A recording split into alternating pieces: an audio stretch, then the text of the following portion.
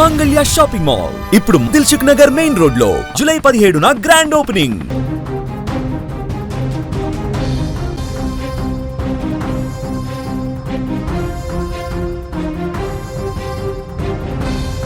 AP రాజకీయాల్లో ఒక శకం ముగిసింది. అధికారంలో ఉన్న ప్రతిపక్షంలో ఉన్న రాజకీయ పార్టీలు మారినా ఒక్క విషయంలో మాత్రం ఎప్పుడూ రాజీ పడిన నాయకుడు, కాపు ఉద్యమాన్ని తన జీవిత లక్ష్యంగా మార్చుకున్న ఉద్యమకారుడు, మాజీ మంత్రి ముద్రగడ పద్మనాభం ఇక లేరు. 4 దశాబ్దాలకు పైగా రాజకీయ జీవితంలో ఎన్నో పదవులు చేపట్టిన చివరి వరకు ఉద్యమ నేతగానే ప్రజల మనసుల్లో నిలిచిపోయారాయన.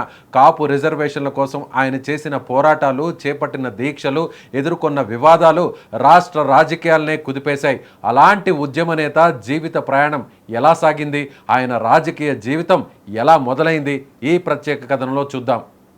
కాపు ఉద్యమానికి చిరునామాగా నిలిచిన మాజీ మంత్రి, సీనియర్ రాజకీయ నాయకుడు ముద్రగడ పద్మనాభం కన్నుమూశారు. గత కొంతకాలంగా శ్వాసకోశ సంబంధిత అనారోగ్యంతో బాధపడుతున్న ఆయన హైదరాబాద్లోని ఓ ప్రైవేట్ హాస్పిటల్లో చికిత్స పొందుతూ తుది శ్వాస విడిచారు. ఆయన మరణంతో రాజకీయ నాయకులు, ఉద్యమకారులు, కాపు సంఘాల ప్రతినిధులు, అభిమానులు తీవ్ర దిగ్భ్రాంతి వ్యక్తం చేస్తున్నారు. 1953లో తూర్పుగోదావరి జిల్లా కిర్లంపూడిలో జన్మించిన ముద్రగడ పద్మనాభం చిన్నతనం నుంచే ప్రజా సమస్యలపై ఆసక్తి కనబరిచారు.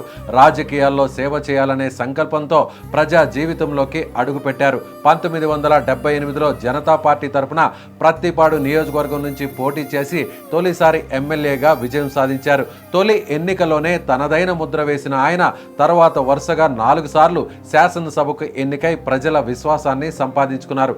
రాజకీయ జీవితంలో ఆయన అనేక కీలక పదవులు చేపట్టారు. తెలుగుదేశం వ్యవస్థాపకుడు ఎన్టీఆర్ మంత్రివర్గంలోనూ, తర్వాత కాంగ్రెస్ నేత మర్రి చెన్నారెడ్డి క్యాబినెట్లోనూ మంత్రిగా పనిచేశారు.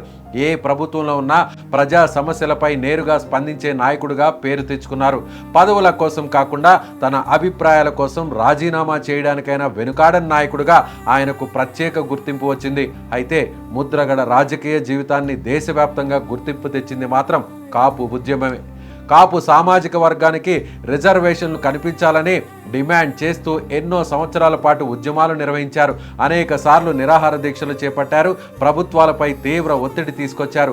కాపు వర్గ సమస్యలను జాతీయ స్థాయిలో చర్చకు తీసుకెళ్లడంలో ఆయన పాత్ర ఎంతో కీలకమని రాజకీయ విశ్లేషకులు చెబుతుంటారు. 2016లో తుని ఘటన తర్వాత ముద్రగడ పేరు రాష్ట్ర వ్యాప్తంగా మారుమోగింది. కాపు రిజర్వేషన్ ఉద్యమం హింసాత్మకంగా మారడంతో రాష్ట్ర రాజకీయాలు ఒక్కసారిగా వేడెక్కాయి. ఆ ఘటన తర్వాత కూడా ఉద్యమాన్ని కొనసాగించిన ముద్రగడ ప్రభుత్వాలపై వరుసగా ఒత్తిడి తీసుకొచ్చారు. అనేక సార్లు గృహ నిర్బంధం ఎదుర్కొన్నారు. ఉద్యమ సమయంలో పోలీసులు అడ్డుకోవడం, ఉద్రిక్త పరిస్థితులు నెలకొనడం, ఆయన చేపట్టిన దీక్షలు రాష్ట్ర వ్యాప్తంగా సంచలనంగా మారాయి. తన రాజకీయ జీవితంలో కాంగ్రెస్, తెలుగుదేశం, జనతా పార్టీ వంటి పలు రాజకీయ పార్టీలతో అనుబంధం కొనసాగించిన ముద్రగడ కాలానుగుణంగా తన రాజకీయ నిర్ణయాలు తీసుకున్నారు. అయితే ఏ పార్టీలో ఉన్నా కాపు ఉద్యమాన్ని మాత్రం ఆయన ఎప్పుడూ వదిలిపెట్టలేదు. చివరకు 2024 అసెంబ్లీ ఎన్నికలకు ముందు వైఎస్ఆర్ కాంగ్రెస్ పార్టీలో చేరి ఆ పార్టీ తరఫున ప్రచార కార్యక్రమాల్లోనూ పాల్గొన్నారు. ముద్రగడ వ్యక్తిత్వంలో మరో ప్రత్యేకత ఏమిటంటే ఆయన ఎప్పుడూ తన అభిప్రాయాలను నిర్భయంగా చెప్పేవారు. అధికారంలో ఉన్న వారినైనా, ప్రతిపక్షంలో ఉన్న వారినైనా ఒకే విధంగా ప్రశ్నించేవారు. అందుకే ఆయనకు అభిమానులు ఎంతోమంది, విమర్శకులు కూడా అంతేమంది కూడా ఉండేవారు. కానీ కాపు ఉద్యమం విషయంలో మాత్రం ఆయన చిత్తశుద్ధిని రాజకీయ ప్రత్యర్థులు కూడా ప్రశంసించేవారు.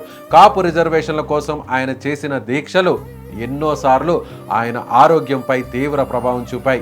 అయినప్పటికీ ఉద్యమం నుంచి వెనక్కి తగ్గలేదు. తన ఆరోగ్యం క్షీణించిన కాపు వర్గానికి న్యాయం జరగాలన్న డిమాండ్ను చివరి వరకు వినిపిస్తూనే ఉన్నారు ముద్రగడ. గత కొంతకాలంగా శ్వాసకోశ సంబంధిత అనారోగ్యంతో బాధపడుతున్న ముద్రగడ హైదరాబాద్లో చికిత్స పొందుతూ చివరికి కన్నుమూశారు. ఆయన మరణంతో కాపు ఉద్యమం ఒక బలమైన స్వరాన్ని కోల్పోయిందని రాజకీయ వర్గాలు పేర్కొంటున్నాయి.